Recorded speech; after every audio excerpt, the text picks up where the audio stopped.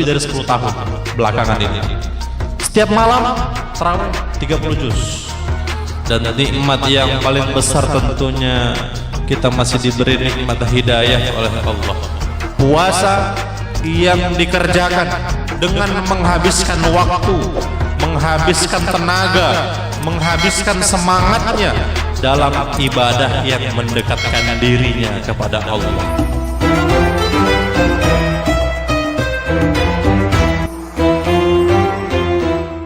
Assalamualaikum warahmatullahi wabarakatuh. Alhamdulillah hamdan wa syukran lillah, wassalatu wassalamu ala rasulillah wa ala alihi wa sahbihi wa mawalah, wa la hawla wa la quwwata illa billah. Alhamdulillah, hadirin Bapak Ibu jamaah salat subuh yang dirahmati Allah, kembali kita bersyukur kehadirat Allah Subhanahu wa ta'ala. Sampai pada pagi hari ini yang insyaallah hari yang ke-11, kita masih diberi kesehatan oleh Allah, diberi nikmat umur panjang oleh Allah, dan nikmat yang paling besar tentunya kita masih diberi nikmat hidayah oleh Allah, sehingga kita masih dapat melaksanakan ibadah puasa, ibadah sholat subuh dengan berjamaah. Mudah-mudahan amal ibadah yang kita kerjakan senantiasa diterima oleh Allah Subhanahu wa ta'ala. Amin Allahumma amin. Salawat serta salam semoga senantiasa tercurahkan kepada junjungan kita yang mulia Nabi Agung Nabi Muhammad sallallahu alaihi wasallam beserta kerabat serta umat yang setia hingga akhir zaman. Bapak Ibu jamaah salat subuh yang dirahmati Allah, dalam kesempatan ini saya ingin membahas tentang pembagian puasa, yang mana pembahasan ini telah dibahas oleh salah satu ulama besar, yaitu Al-Imam Al-Ghazali rahimahullah, yang mana beliau punya cukup banyak tulisan kitab, yang salah satunya adalah kitab Ihya Ulumuddin. Kitab ini sangat terkenal di kalangan pesantren. Di dalam kitab tersebut beliau membagi puasa yang dikerjakan oleh umatnya Nabi Muhammad sallallahu alaihi wasallam ini terbagi menjadi 3 tingkatan. Yang pertama, siyamul awam, tingkatan yang paling rendah, puasanya orang awam, orang secara umum. Yang kedua, yang di atasnya lagi, siyamul khawas, puasanya orang-orang khusus. Kemudian yang paling tinggi yaitu siyamul khawasul khawas, puasanya orang-orang yang istimewa. Bapak Ibu jamaah salat subuh yang dirahmati Allah, kita mulai dari yang paling rendah dulu. Siyamul awam, puasanya kebanyakan orang secara umum. Apa itu siyamul awam? Siyamul awam yaitu puasa yang dikerjakan dengan menghindari hal-hal yang membatalkan puasa. Puasa yang dikerjakan dengan menghindari hal-hal yang membatalkan puasa. Nah, kalau sampai dia mengerjakan hal-hal yang membatalkan puasa, ya batal puasanya, tidak jadi puasa. Maka ini adalah puasa yang paling rendah, ya, puasa yang pertama ini. Hal-hal yang membatalkan puasa, Bapak Ibu jamaah salat subuh yang dirahmati Allah, tentunya kita harusnya sudah paham semua. Karena tidak mungkin kita mengerjakan satu ibadah tanpa kita mengetahui apa rukun-rukun pantangan-pantangannya. Betul ya Bapak Ibu ya? Seperti kita misalnya mau umroh atau haji, pasti sama travelnya kita diajak untuk manasik dulu. Kenapa diajak untuk manasik dulu? Walaupun kita sudah bolak-balik misalnya tiap tahun umroh misalnya, sudah hafal lah itu di mana hotel Zam-Zam, di mana itu tempat belanja pasar Seng misalnya. Tetapi tetap kita diajak untuk manasik supaya kita kembali mengingat, kembali lebih tahu lagi apa hal-hal yang dikerjakan di sana, apa hal-hal yang menjadi pantangan tidak boleh kita kerjakan di sana. Nah, begitu juga puasa ini, tentunya kita semua sudah paham apalah itu hal-hal yang membatalkan puasa. Sehingga yang pertama ini tidak perlu kita bahas terlalu panjang. Bapak Ibu jamaah salat subuh yang dirahmati Allah, puasa tingkatan yang pertama ini bukanlah target kita. Bukanlah target kita. Kenapa? Karena di situ tidak ada jaminan dapat pahala. Tidak ada jaminan dapat pahala. Ada hadis Rasulullah SAW yang sering disampaikan oleh ustadz-ustadz mubalik-mubalik, yang artinya Rasulullah bersabda, berapa banyak orang puasa tetapi tidak mendapatkan apa-apa dari puasanya kecuali lapar dan dahaga. Artinya apa? Artinya puasanya sah, puasanya tidak batal, tetapi pahalanya batal. Nah, maka puasa yang pertama ini bukan target kita. Ini masih 50-50 ini. Puasa kita sah itu hanya sah saja, itu masih 50-50. Iya, kalau sempurna dapat pahala, kalau banyak bocornya, ya, banyak bocornya maka zong, nggak dapat apa-apa. Seperti Bapak Ibu punya tandon di rumah, isinya 1.200 liter, 1.200 liter, tetapi ada bocornya rupanya, ada pipa yang pecah. Dari malam sampai pagi bocor keluar airnya. Subuh-subuh mau wudhu, loh, kok enggak ada air? Mana airnya ini? Oh, perasaan tadi malam penuh. Iya, penuh tadi malam. Tapi ada pipa yang pecah sehingga pagi-pagi zong, airnya enggak ada, habis. Maka kita jangan jadikan yang ketiga ini derajat yang paling rendah, ini target kita. Itu bukan target kita. Kemudian yang kedua, yang di atas ada siyamul khawas, puasanya orang-orang yang khusus. Apa itu? Puasa yang dikerjakan dengan menghindari hal-hal yang dapat mengurangi atau membatalkan pahalanya puasa. Puasa yang dikerjakan dengan menghindari hal-hal yang membatalkan atau menghilangkan pahala puasa. Bapak Ibu yang dirahmati Allah, puasa ini apakah hanya menahan lapar dan dahaga? Kan tidak. Dalam puasa ini intinya menahan hawa nafsu. Termasuk nafsu adalah marah. Inna nafsa, pokoknya nafsu, marah itu termasuk nafsu. Maka kalau ada orang puasa tapi marah-marah terus kerjanya, saat dari pagi sampai sore marah-marah terus, istri dimarahin, kalau perempuan suaminya dimarahin, anaknya dimarahin, ketemu tetangga dimarahin. Nah, ini khawatir ya, marah-marah yang berlebihan ini bisa mengurangi pahala puasa. Puasa kan mau menahan hawa nafsu. Ini puasa tapi kok nafsu marahnya dilampiaskan terus, tidak ditahan-tahan.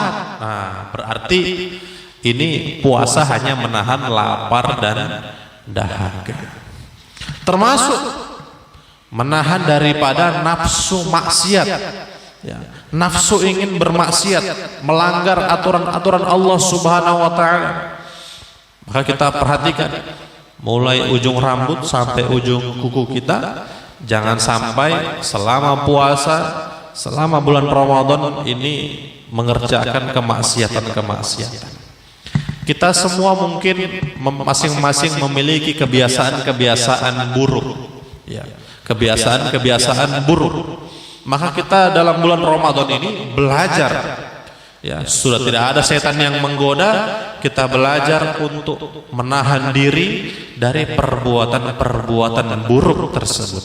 Itu adalah bagian daripada menahan hawa nafsu.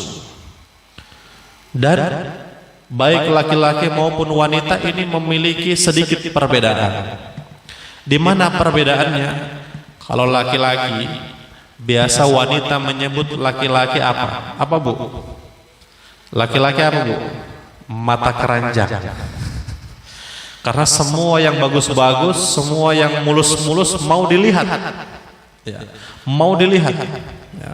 Apalagi yang pakai baju kurang bahan, wah itu, sehingga cuci mata lah di pantai, cuci mata lah di mall, begitu. Bapak Ibu yang dirahmati Allah Subhanahu wa taala, ini harus kita waspadai.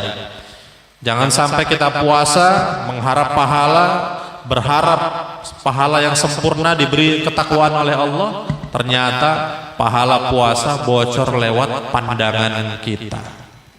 Dulu orang cuci mata mungkin harus ke pantai dulu, karena di pantai orang hanya pakai baju-baju ketat, baju-baju yang minim. Orang harus ke mall dulu. Sekarang orang cuci mata itu bisa dalam kamar yang terkunci. Kamar terkunci bisa cuci mata, ya. Kalau memang ada niat buruk, maka kita tahan. Jangan sampai pahala puasa kita, bapak-bapak terutama, bocor lewat pandangannya. Ibu-ibu bagaimana? Apakah aman saja? Tidak juga. Kalau perempuan ini di antara paling banyak bocornya adalah lewat lisannya, ya, lewat lisannya. Maka kalau puasa ini kurangi kumpul-kumpul, Bu, ya, kurangi kumpul-kumpul. Karena kalau sudah kumpul 2 ibu-ibu, apalagi 3 ibu-ibu, apalagi lebih, ini biasanya pembicaraannya yang sehat itu 1 menit pertama. 1 menit pertama sehat ini, Mas. Alhamdulillah, Ibu, apa kabar, Ibu? Sehat, Ibu? Anak-anak, keluarga bagaimana, Bu? Sehat semua? Masih bagus. Masih tanya kabar. 1 menit. Menit yang berikutnya, oh, itu si anu begini loh, itu buat ini, itu beli itu. Aduh, sudah masuk ke tahapan membicarakan orang lain, membicarakan orang lain. Dan itu membicarakan orang lain, atau bahasa Arabnya disebut dengan ghibah, ya, itu adalah sesuatu yang membuat ketagihan. Kalau sudah masuk di situ, rasanya tidak mau pergi, rasanya tidak mau berhenti. Maka ibu-ibu waspadai selama bulan Ramadan, ya, kurangilah kumpul-kumpul, ya, kurangi kumpul-kumpul supaya apa? Pahalanya tidak bocor. Bapak Ibu yang dirahmati Allah Subhanahu wa taala, inilah target kita. Bagaimana puasa kita bisa menghindari hal-hal yang membatalkan pahala puasanya. Ada yang lebih tinggi lagi, Bapak Ibu yang dirahmati Allah. Apa itu? Siyamul khawasul khawas, puasanya orang-orang yang istimewa.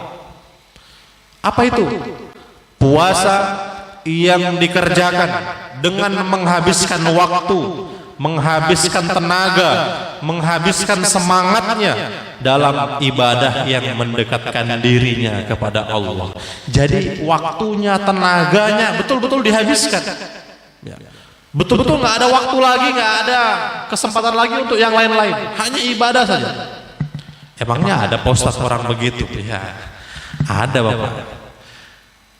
Dalam kitab-kitab sejarah tertulis, di antaranya adalah Imam Syafi'i. Ya Bapak Ibu, walaupun belum tidak pernah belajar di pesantren, tapi insya Allah sering dengar nama Imam Syafi'i ini ya. Imam Syafi'i itu punya kebiasaan beliau di luar bulan Ramadan menghatamkan Al-Quran 1 hari 1 kali. 1 hari 1 kali. Kita setahun sekali, alhamdulillah. Imam Syafi'i kalau dalam bulan Ramadan, di dalam Ramadan beliau kebiasaannya adalah 1 hari menghatamkan Al-Quran 2 kali. 1 hari 2 kali. 1 kali di siang hari, 1 kali di malam hari. Luar biasa. Dan ini bukan cuma beliau. Dalam kitab-kitab sejarah itu ada puluhan ulama-ulama, wali-wali Allah, orang-orang soleh yang punya kebiasaan seperti ini. Ya, menghabiskan waktunya, menghabiskan malamnya, terutama bulan Ramadan, untuk menghatamkan Al-Quran. Ini udah tidak sempat ngapa-ngapain lagi Pak, tidak sempat. Kita membaca kisah ini Bapak Ibu yang dirahmati Allah, percaya tidak percaya? Ya, karena luar biasa. Bagaimana?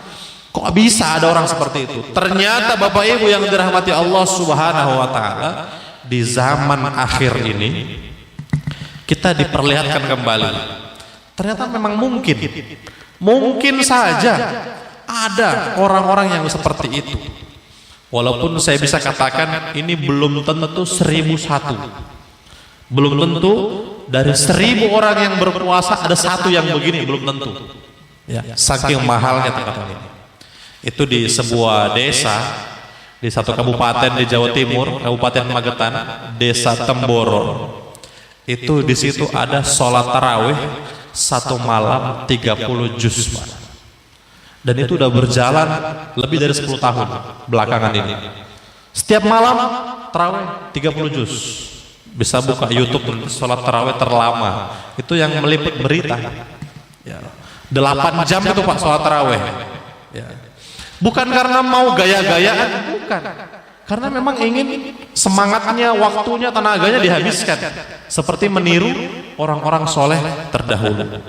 Sehingga dari kota-kota lain, kabupaten-kabupaten lain, daerah-daerah lain, banyak yang datang ke sana mau mencicipi seperti apa itu tarawih 30 juz. Ya.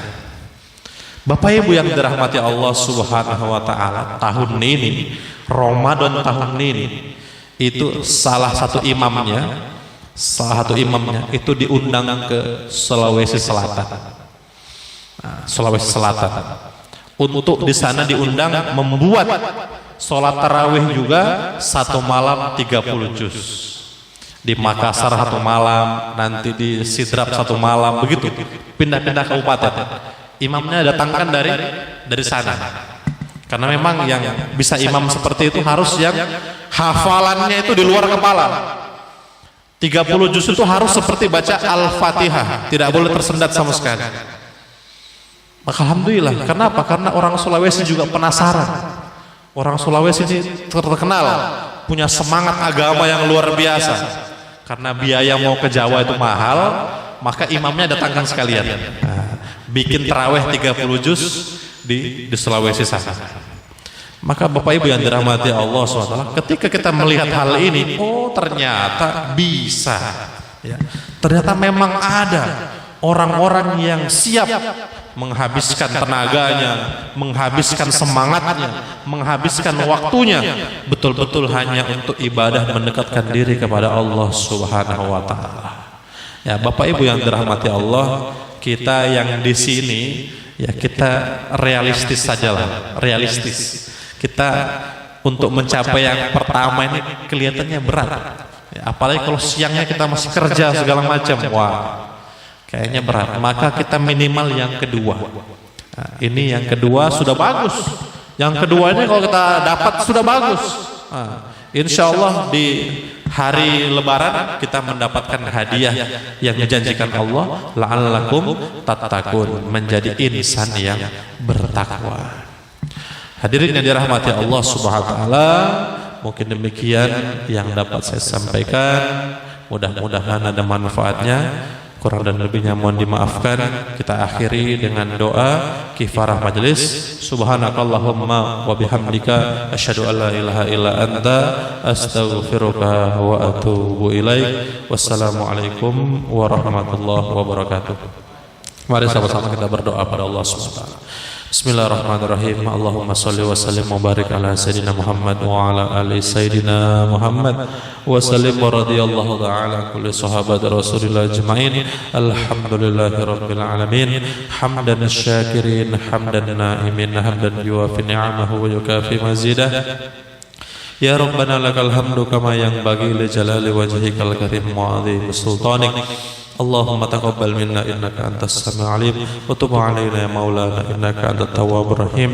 Allahumma inna nas'alukal hidayah wal istiqamah. Allahumma inna nas'alukal hidayah wal istiqamah ala syariatil gharra wa tariqatil bayda wa hudi rasulika Muhammadin sallallahu alaihi wasallam. Rabbana atina fid dunya hasanah wa fil akhirati hasanah wa qina adzabannar.